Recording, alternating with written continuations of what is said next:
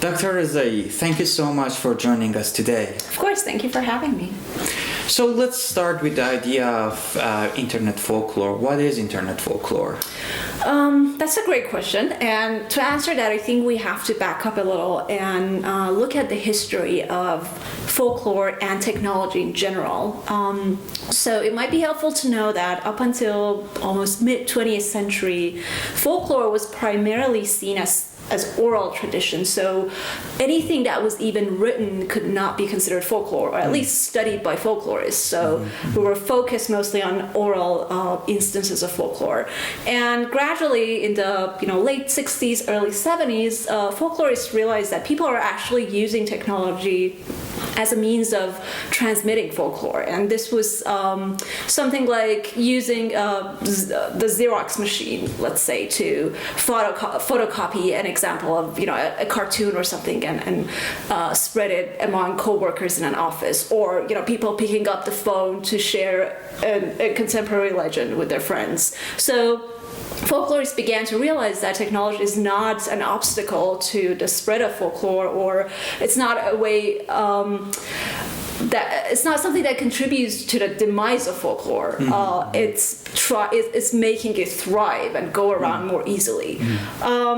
And when we move a couple more decades ahead in the 90s and late 90s, again, we see with the advent of the internet that new forms of creative expression started to be created, things that did not even have an equivalent in the real world, if we want to call it, or in real life.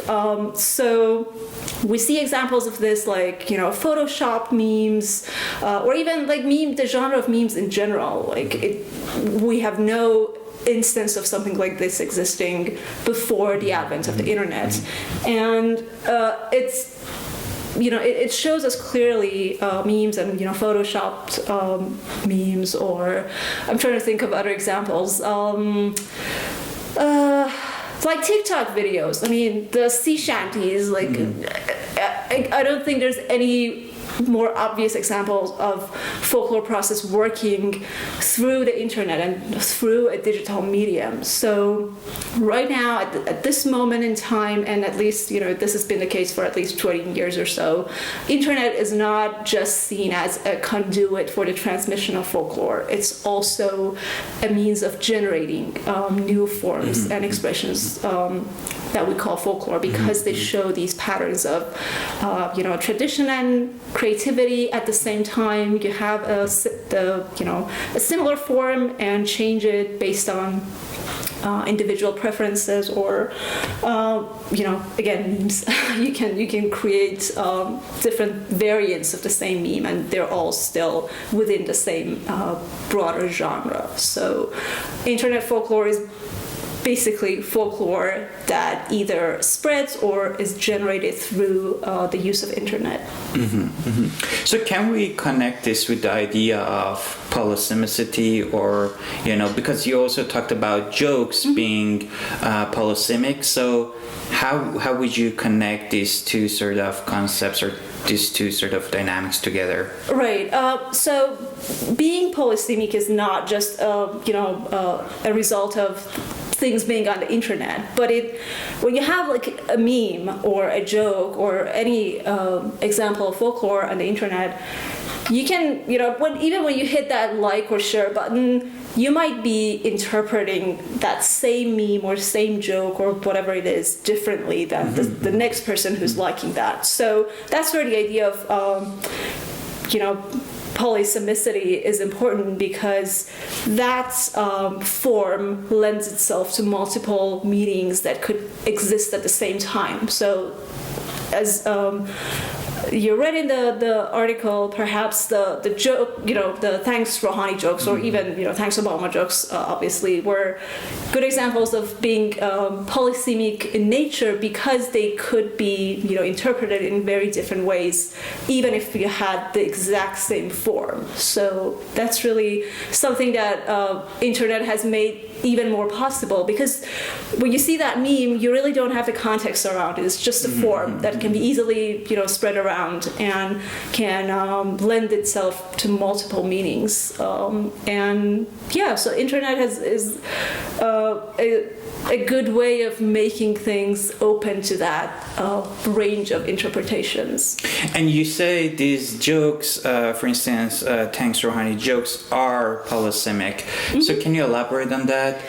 So when you add Thanks Rouhani to the end of a statement, you can really read it in multiple ways. It could be just an expression of, oh, this cool thing happened, and I'm kind of in a tongue-in-cheek way assuming that it was because Rouhani got elected. And a lot of times it's kind of sarcastic, like you know that this is not the case, but it's a way of just, having some fun really with the president in this case. And for other people, it could be a way of really making fun of the first group that in any way, shape, or form might believe that a new president can change anything in the Iranian political system or change people's lives for the better. So, and you don't even have to change the joke. You can use the exact same joke and read it in multiple ways by supporters of Rouhani or people who kind of believed in good things might be happening, and by people who are cynical or opposed to supporting the election system in Iran in any way. So what does it tell us about basically the nature of that society? That's another question. Yeah, that's a great question, and I think that the clearest thing that it tells us is that even people who are living under an oppressive system and are generally, as a collective group, we can say that a lot of Iranians do not agree with their ruling system and are marginalized in the political landscape. But even that group of marginalized people can use the same expressions to different ends. And there's a lot of layers really within that. If we say, okay, here's the ruling system and underneath is all the oppositions, there are a lot of subcategories in this space. And that's where jokes can really, be open for appropriation by all these different groups. And it tells us really that in even non-democratic countries where we have a more marginalized class of people, they're not all the same. So this complexity of political opinions exists in every society, and it's not just is not limited to democratic contexts, where people can have freedom of expression. Even in Iran, it can happen the same way. Sure. So let's talk about your main argument in the article and how you basically conceptualize the relationship between folklore and political forces. To understand where you stand in this scholarly conversation, I present the extremes of this discussion. On one hand, you have Marx, who viewed folklore as a means of capitalist sort of economic relations and religious superstructures to subjugate, alienate, and dominate basically the people, the masses. For him, folklore was a way to shape people's minds and worldviews through songs, myths, folk narratives, and ultimately basically controlling the people. On the other hand, you have these scholars, James Scott, the Yale professor, who's in his mid-80s, by the way. He refutes basically this Marxist idea in his book, The Art of Not Being Governed. And he argues that not only are folkloric practices not tools of oppression, but they are people's property, and they harbor resistance against dominating forces. So from his perspective, folklore mobilizes people in a position to sort of, dominate coercive forces. it seems to me that you intervene in this discussion from a fresh sort of, viewpoint. Would you elaborate on that and tell us where you stand in this discussion? Who would you side with here? That's an excellent question and very difficult because, I agree with both Marx and Scott in this case to different degrees. And we really need to see where these arguments are coming from. And both of them could be true in their own context. And Marx is definitely correct in saying that folklore throughout history has been used as an ideological tool, basically, in a lot of contexts, as a way to as you mentioned, as a means of control and, telling people that these are the acceptable realms of behavior and things that you should believe in. So we don't have to dismiss Marx's arguments, and this is something that has happened throughout history. And I don't know. I'm trying to think of an example. Can I say? Sure, yeah. Holocaust jokes. Definitely. Used by Hitler. Yes. So jokes that are, in this case, used against an already marginalized group. So that's a way of the ruling system or those in power really controlling the public discourse and spreading that kind of sentiment into the general public. Folklore has a lot of times been a tool for national boundary making. And it's not necessarily, sometimes in, let's say, post-colonial context, people might use their own folklore and traditions as a way of, creating a national identity separate from the colonizer or what the colonizer wanted them to have.